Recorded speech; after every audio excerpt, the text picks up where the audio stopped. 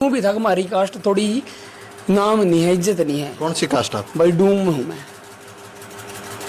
BSc मावा। इज्जत नहीं है, लेकिन एक इज्जत बनाने खातर भाई मेडल जीता था। गांव में इज्जत सियान बनाने के लिए अगर इज्जत बन जाए, छोरा गोल्ड मेडलिस्ट है ये तो, लेकिन बेइज्जती हो रही होगी, दुगनी बेइज्जती होगी। जब कोई व्यक्ति किसी विशेष उपलब्धि को प्राप्त करता है तो पूरा देश उसे अपना मानते हैं और जातीय धर्म आदि के भेदभाव को भुलाकर उसके स्वागत के लिए खड़े हो जाते हैं और बधाई देने वालों का तांता लग जाता है। लेकिन एक खिलाड़ी जो देश के लिए गोल्ड मेडल जीत कर लाया, लेकिन उसके स्वागत के लिए पूरा गांव से कोई भी लोग वहां पर नहीं पहुंचे। और क्यों नहीं पहुंचे?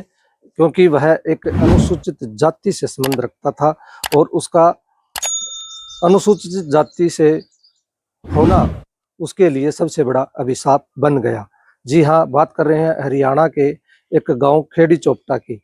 खेड़ी चोपटा के राहुल जो बॉडी बिल्डिंग में दिल्ली में हो रही बॉडी बिल्डिंग प्रतियोगिता में जीत हासिल करते हैं और गोल्ड मेडल हासिल करते हैं।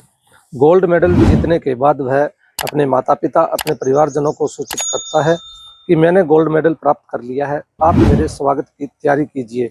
घर वाले भी खुश होकर राहुल के स्वागत की तैयारी में लग जाते हैं और पूरे गांव में घर घर जाकर ये सूचना देते हैं कि हमारे बेटे राहुल ने बॉडी बिल्डिंग प्रतियोगिता में गोल्ड मेडल जीता है और उसके गोल्ड मेडल जीतने से पूरे गांव का, पूरे देश का नाम रोशन हुआ है।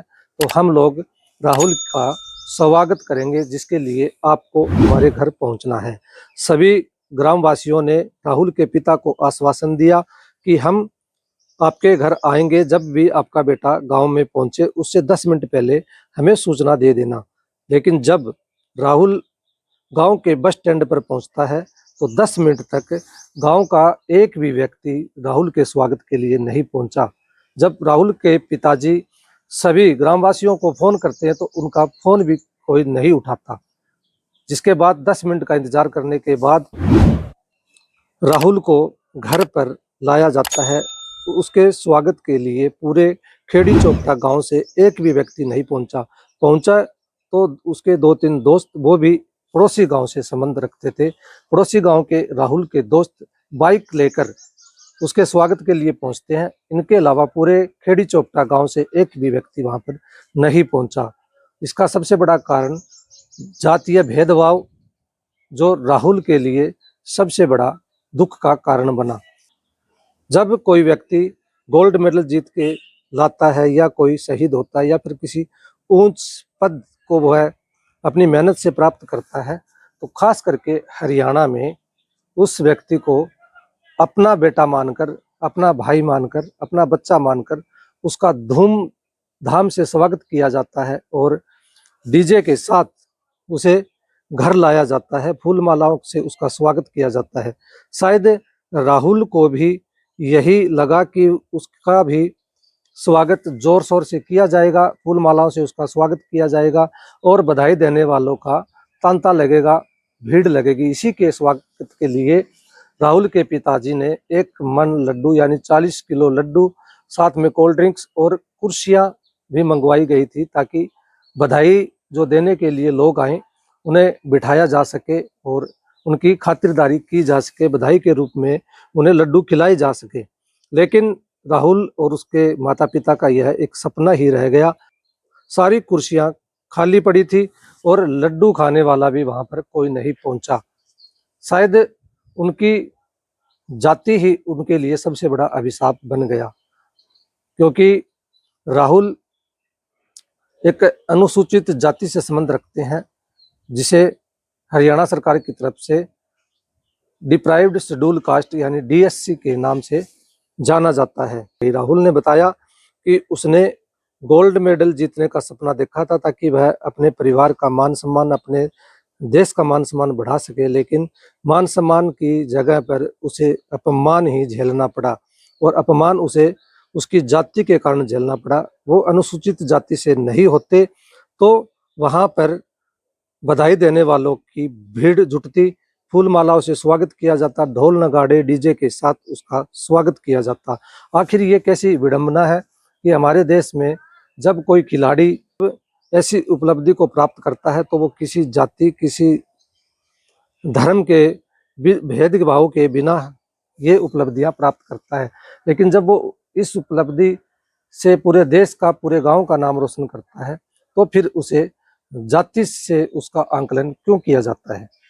बड़ी विडंबना है और बड़ी शर्म की बात है कि खेड़ी चोपटा गांव से बड़ा जातिवादी गांव कोई नहीं हो सकता जो एक होनहार खिलाड़ी को उसका सम्मान नहीं दे पाया।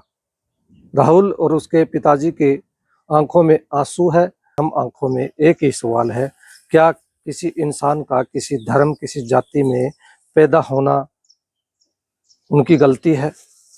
क्या किसी की काबिलियत को जाति के माध्यम से आंकलन करना सही है? जब कोई खिलाड़ी बिना किसी जाति भेदभाव के देश के आन बान शान के लिए खेलता है, देश का, अपने गांव का, अपने परिवार का नाम रोशन करने के लिए वह किसी जाति भेदभाव के बिना उसमें अपना तन मन धन लगाकर सच्ची लगन से और अपनी कड़ी मेहनत से उस उपलब्धि को प्राप्त करता है, तो फिर बाद में उसको जाति और धर्म से क्यों आंका जाता है?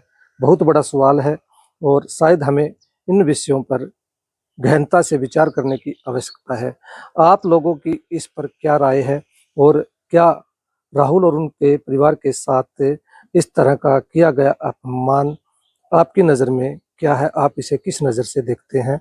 आप भी अपना कमेंट करके अपनी राय जरूर दें, क्योंकि इंसान को उसकी काबिलियत, उसका कर्म ही अच्छा और बुरा बनाता है। फिर एक इंसान की काबिलियत को जाति धर्म की नज़र से क्यों आंका जाता है? कहीं ना कहीं हमें इस पर विचार करने की आवश्यकता है ताकि राहुल जैसा कोई और होनहार इस जातिवाद की भेंट ना चढ़े। यही कारण रहा है कि बहुत से लोगों ने धर्म परिवर्तन किया और ये जातीय व्यवस्था से छुटकारा पाने के लिए उन्होंने धर्म परिवर्तन का रास्ता चुना। और अगर ऐसे ही चलता रहा तो वो दिन दूर नहीं है कि हमारा सनातन, हमारा हिंदू धर्म एक दिन इसी जातिवाद मानसिकता की भेंट चढ़कर बहुत ही कम मात्रा में हिंदू धर्म दिखाई देगा। शायद यही मानसिकता धर्म परिवर्तन का सबसे बड़ा कारण है और यही अपमान वे लोग सहन नहीं कर पाते, जिसके कारण वो अपने धर्म को त्याग कर अन्य धर्म की शरण में चले जाते हैं। तो क्या राहुल और उसके परिवार के साथ वहाँ के लोगों ने, खेड़ी चोपटा के ग्रामवासियों ने सही किया या गलत किया? इस पर आपकी क्या राय है? आप इस मामले को किस नज़रिए से देखते हैं? अपनी राय कमेंट बॉक्स में जरूर बताएं। तो सिर्फ जाति के कारण एक खिलाड़ी, एक होनहार खिलाड़ी का सपना रह गया और जिस मान सम्मान के लिए उसने इतनी मेहनत की थी, उसकी मेहनत के बाद भी, उपलब्धि को प्राप्त करने के बाद भी उसे अपमान झेलना पड़ा।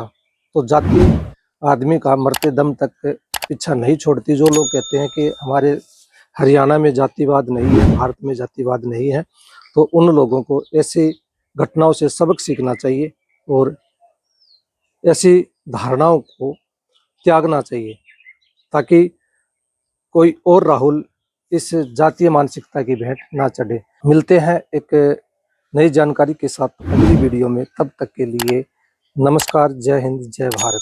बने रहे हरियाणा दर्पण न्यूज के साथ।